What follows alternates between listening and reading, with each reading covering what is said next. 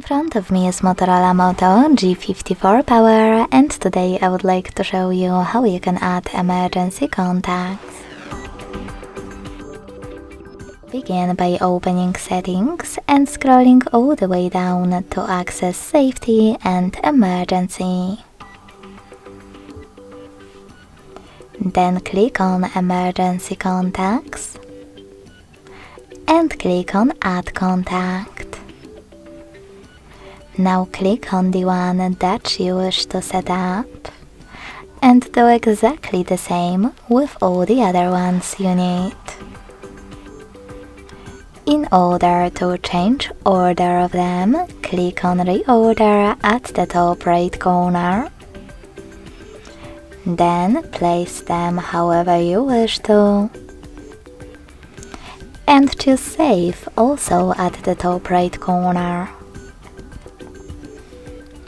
To remove one of them, use this X next to the one that you wish to get rid of and confirm your choice in the pop-up.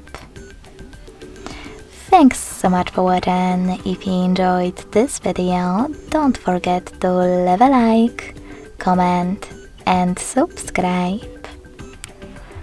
Bye!